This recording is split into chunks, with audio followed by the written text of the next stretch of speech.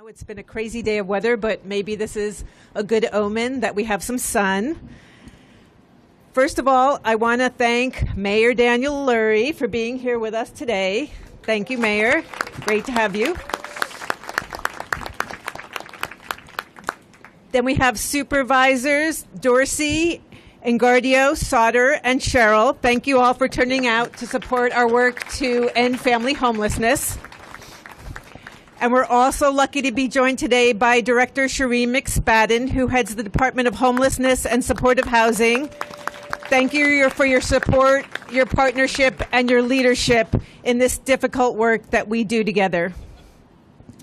Dan Tsai, who heads the Department of Public Health, is also joining us. Thank you, Director Tsai, for helping to keep our city healthy.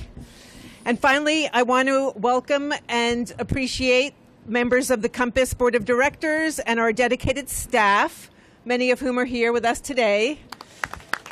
Your service and your support are the heart of our community. So welcome everyone to Compass Family Services, where our mission is to help families that are homeless or at risk of homelessness to secure and maintain stable housing, achieve economic self-sufficiency, and family well-being. Our continuum of wraparound services includes many services, including crisis support and access point services, shelter, transitional housing, rapid rehousing, permanent supportive housing, rental assistance, behavioral health services, parenting education and support, housing location, early education and childcare, and so much more. Last fiscal year,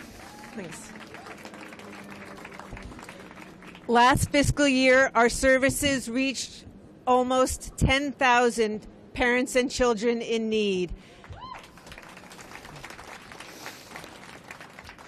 And this fiscal year, unfortunately, we expect to exceed that number. Since we opened our doors in 1914, Compass has adapted decade after decade to providing relief to the neediest San Franciscans. We helped families during the Great Depression. We served refugees and immigrants fleeing disaster and war. And we helped individuals struggling with mental illness during the deinstitutionalization that took place in the 60s and 70s. Then in the mid-90s, which is when I joined Compass, when homelessness was beginning to explode across the country, we turned our attention exclusively to this devastating social problem, and we will be here until it is solved. Today, we're celebrating 5 of the newest ways that Compass is expanding to meet the needs of homeless families. First of all is our new dropping goods distribution center right next door.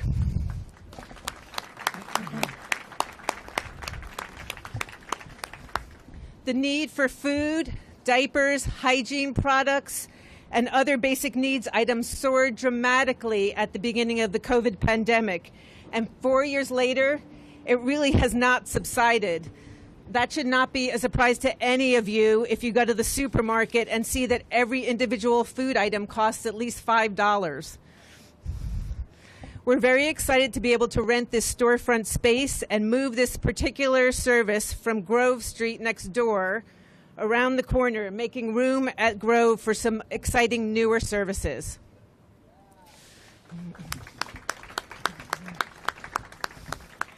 Urgent accommodation, number 2.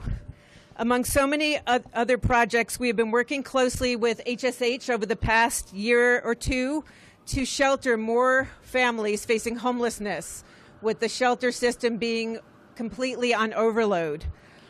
Over the past year and a half, we have added 130 hotel rooms for families, along with full case management services and support as an expansion of the family shelter system.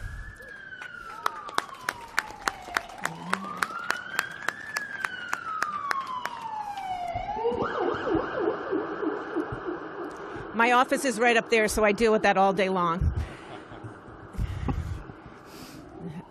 Anyway, we're housing this strong and mighty team on the front lines of this newer program in this building right over here. in the back suite. Behavioral health. HSH also helps support the behavioral health services that are now run in part out of this building right over there, 1254 Market. These services are so critical to helping families, to helping parents, to helping children to overcome trauma, including the trauma of homelessness. With a team of almost 20 clinicians providing some 300 therapy appointments a month, we were thrilled to be able to add 6 new therapy rooms over here at 1254 Market Street.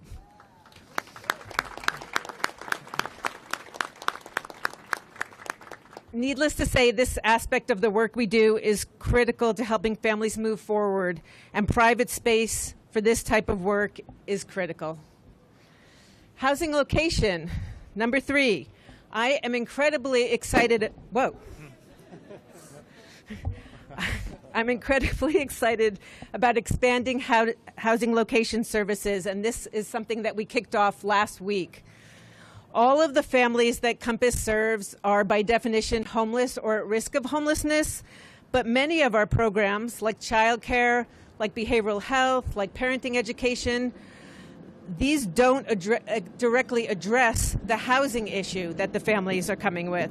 So thanks to some incredibly generous private support, we're now able to add housing location services and deliver these for all Compass families, not just those in our housing or shelter programs.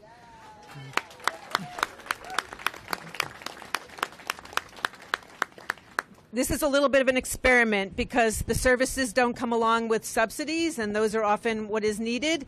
But we feel like if we can move any families through the system and out of the system and get them stably housed, then it will have been a success. And the team doing this part of the work just moved last week into the back suite of this building right here. Number 4, our prevention pilot. So finally, actually this is number 5. We're proud to be launching our new homelessness prevention pilot for families. This is a program that is being launched in partnership with Tipping Point Community and several nonprofit partners, including Booker T. Washington Community Services, Meta, Mission Neighborhood Centers, and APA Family Services. Prevention has and always will be the strongest tool in all of our toolbox. Over the next 15 months, together we'll work to keep 1,500 families out of homelessness entirely.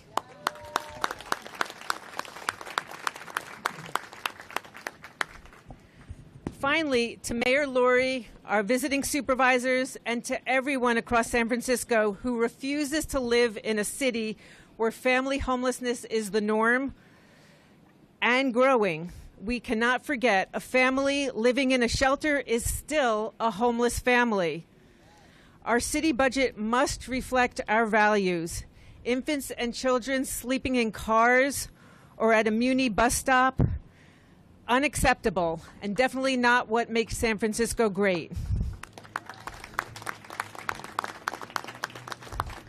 We at Compass are eager that we all work together to aggressively develop interim and long-term housing options immediately for the hundreds of homeless families in our community. Today I have hope. Together, the work continues.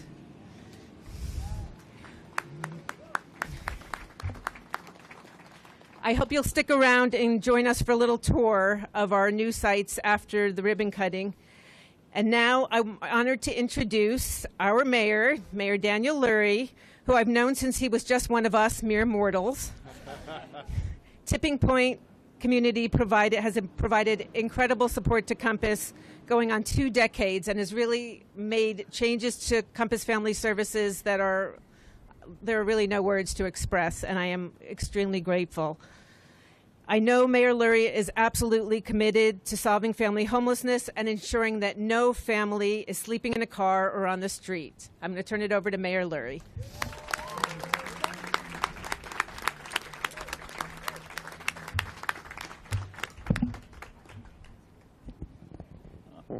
Erica, I'm definitely still mortal.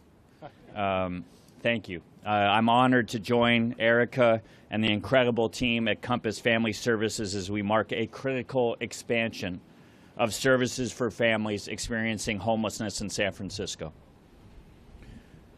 We talk a lot about tents and suffering that we see on our streets every day. The families Compass serves, they too often remain unseen. These are people sleeping in their cars with their kids at night, helping them get ready for school in a gas station bathroom before heading off to work the register, drive ride shares, or wait tables, sometimes all three. Families are the fastest growing segment of the homeless population, nearly doubling since 2022. But the numbers, as stark as they are, fall short of depicting the ripple effect across generations. When children experience homelessness, they face tremendous obstacles, developmental delays, educational setbacks, and health challenges. Fewer than 1 in 4 students who experience homelessness graduate from high school. For more than 100 years, Compass Family Services has been providing effective, innovative, and compassionate care to change those odds. We're here today because Compass is once again ready to do more for those who need us most. With this expansion, 130 new shelter beds are now available for families who need urgent, safe housing. For the family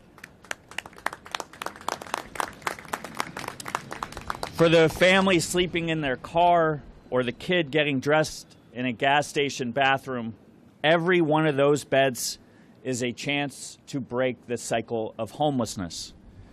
But there are more than 8,000 people experiencing homelessness every night in San Francisco.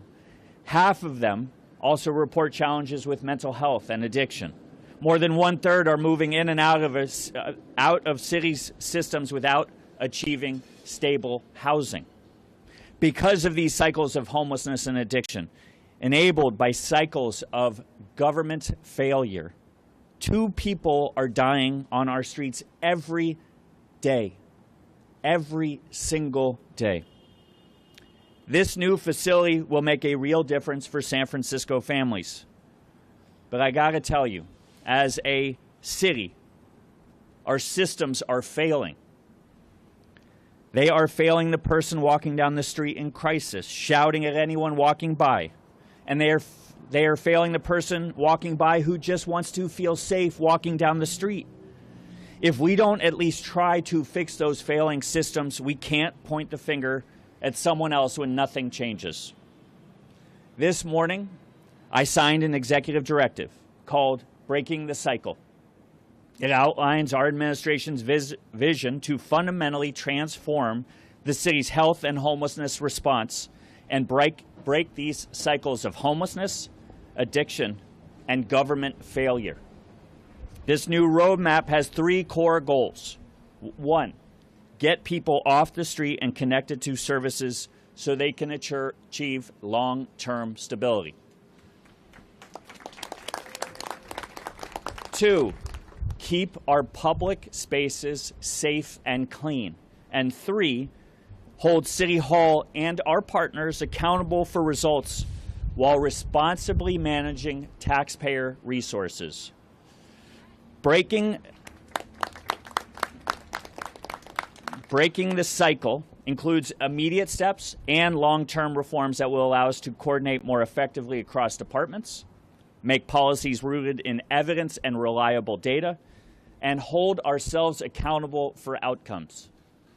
In the next 100 days, we're going to overhaul how the city organizes our street outreach efforts, replacing a fragmented structure with neighborhood-based teams that have the tools to connect people to treatment while keeping our public spaces clean.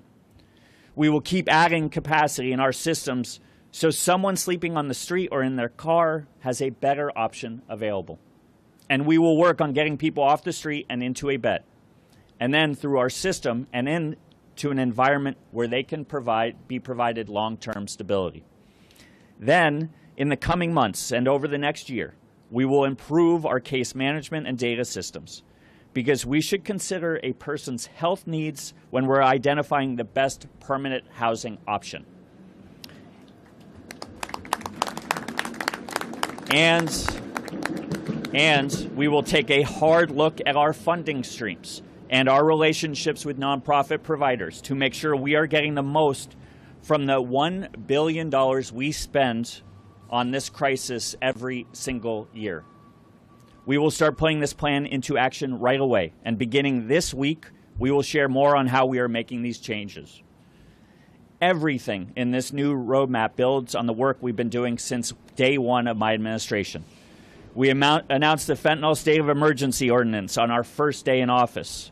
Within a month, thanks to the supervisors behind me, we partnered with all of them, and it passed 10-1, unlocking critical tools that will power the actions laid out in the executive directive.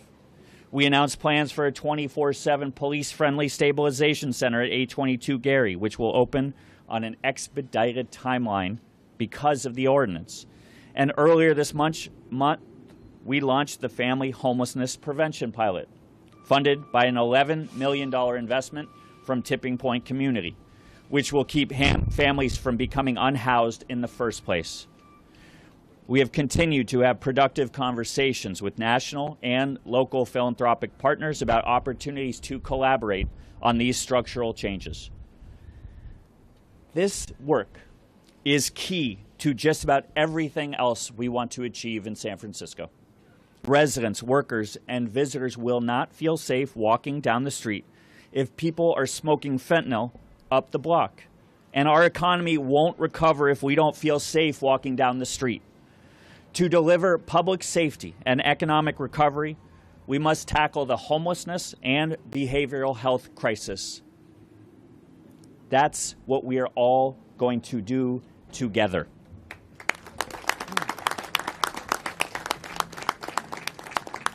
This requires a deep bench of partners providing housing and social services. And when it comes to supporting families in crisis in San Francisco, there are few leaders as committed to accountability, service, and change as Erica Kish and Compass.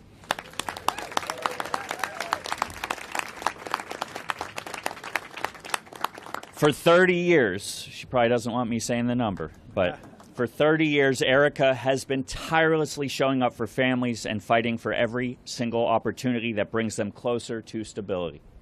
What makes Compass truly remarkable is their understanding that the path to stability requires more than just a roof over someone's head.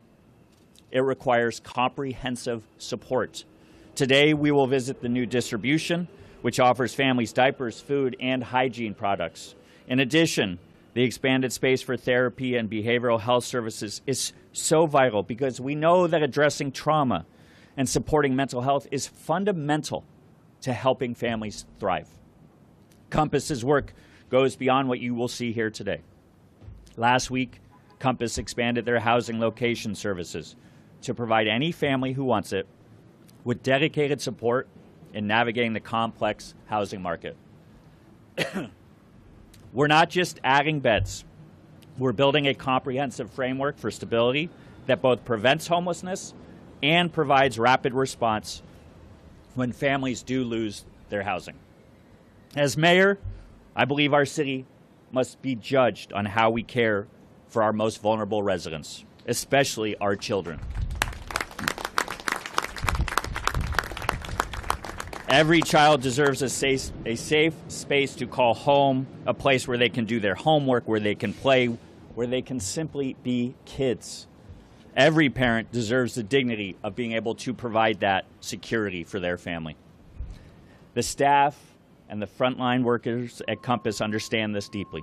Day after day, you meet families where they are, you recognize their humanity and their potential, you make them feel seen. The same is true of our city workers who spend every day in the streets, clinics, and hospitals helping people turn their lives around. I want to thank everyone doing this work for refusing to accept that homelessness is inevitable for any family in our city. And I want families who are struggling right now to know that you are not alone. Our community and this administration stand ready to support anyone ready to break the cycle of homelessness for good. Thank you. Now, I'd like to invite up my partner in this work, Supervisor Matt Dorsey. Great. Thank you, Mayor. Thank you. Thank you, Mayor Lurie, and welcome everyone to District 6. And my message to all of the people who are assembled here is the same one that will be my message to the people who will come to Compass Family Services for services and distribution kind of work. Bring your appetites, because we've got some great restaurants in the little diner here. Sam's is closed on Monday, but this is Mid-Market. It's a thriving community, and we've got the Market on Market. So this is a neighborhood that's coming back, and I am grateful that Compass Family Services is a part of it. When I saw Mayor Lurie's executive directive on homelessness, my first thought was how well sequenced it is. And that's appropriate because I think a moral city, a city of St. Francis, is always going to prioritize, for solving homelessness, families first. And there's no nonprofit I trust to do that better or more competently than Compass Family Services. But the larger approach that the mayor has articulated, as I said, is a well-sequenced strategy that's focused on the right priorities: getting people better, reclaiming the public realm, and reversing years of perverse incentives that have done more to exacerbate problems than solve them. This is also a bold approach. Make no mistake, Mayor Lurie's directive is taking aim at some sacred cows, including harm reduction and homeless spending, what we're prioritizing, that frankly deserve scrutiny, because these are approaches that need to be held to account for why they're not producing better outcomes. This is about real accountability. It's what San Francisco needs, and it has my full support. But I got to tell you, I think I'm mostly encouraged by what I have heard from the mayor and the mayor's team, because what they recognize is that this is a great playbook. But success or failure is going to be judged on how we run the plays. And there is really a spirit of solutions orientation that Mayor Lurie has brought into City Hall, and that my colleagues Joel Engardio, Stephen Sherrill, and Danny Sauter have brought as well. I spent a couple of years on the Board of Supervisors when I don't know that we had that kind of solutions orientation. We've got it today, and that's going to make a difference. San Francisco is coming back, and I am so proud to be standing shoulder to shoulder with Mayor Lurie and my board colleagues on making sure that we're achieving the outcomes that we're going for. Thank you, Mayor.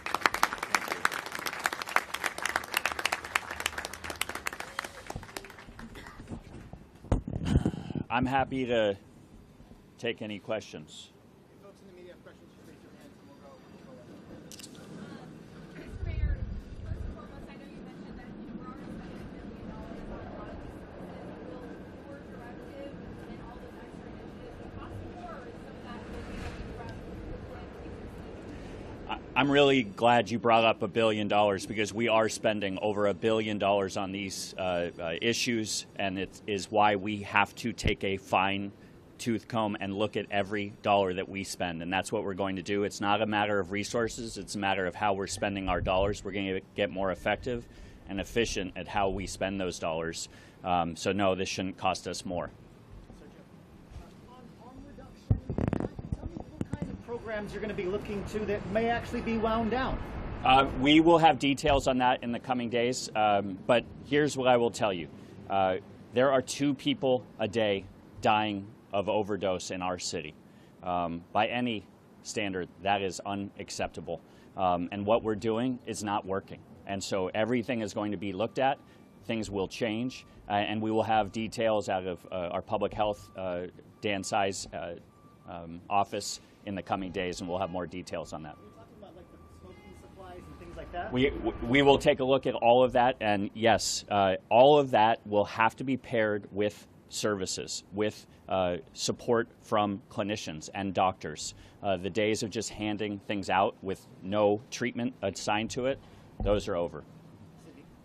Today, where's your administration at with the 1,500 shelter bed? I appreciate that. Also, in the coming days, we will have that. We have a path and a line of sight to those 1,500 beds. I appreciate the supervisor's support. We actually got a 10-to-1 vote by the Board of Supervisors making sure that we had a mandate to stand up those beds, to make sure that we get our behavioral health crisis on our streets under control. And I look forward to working with them and our department heads to get that job done.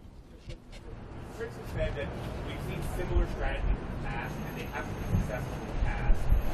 What makes you think that it will work this time with similar work in the past has not? Christian, I appreciate the question. It's a new day in San Francisco, and as Supervisor Matt Dorsey said, we are aligned. I mean, just look at the supervisors behind me, look at the 10-to-1 vote. They understand what I know and I see every single day on the streets is that people want results. They want change. And we are tired of the status quo. The people are tired of the status quo, and things are going to change, and we're going to hold people accountable. So I think it's the collective energy and the collective will from the Board of Supervisors and myself and our department heads. The people of San Francisco deserve results, and they're going to get them. Don't want nonprofits standing out technical supplies at all anymore, or that you want them to be paired? They will be paired. They will be paired with services. The days of just handing things out and no accountability, those are over. Adam? Yeah, Mayor, a lot of what you've accomplished so far is laying the groundwork for future action, but something tangible thus far has been the drop-off center just down the road here.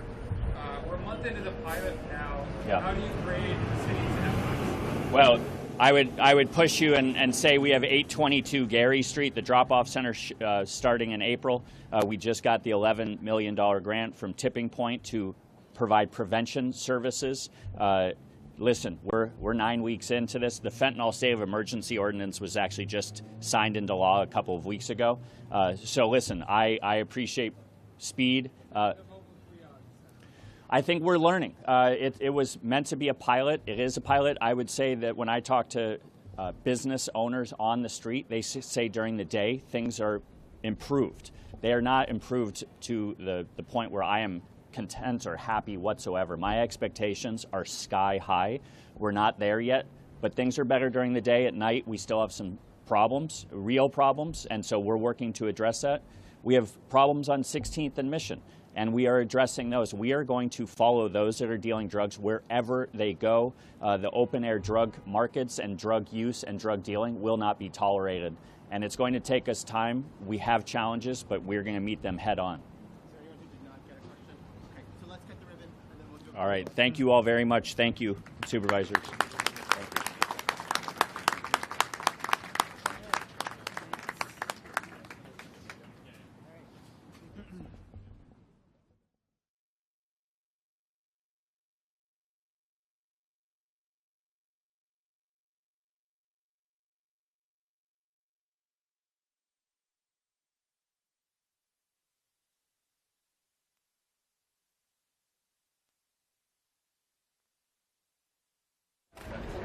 Are you all right?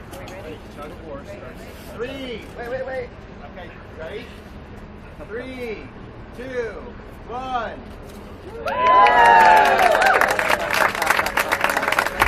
Can we get Compass staff and Compass board to come in here for the photo? Yes.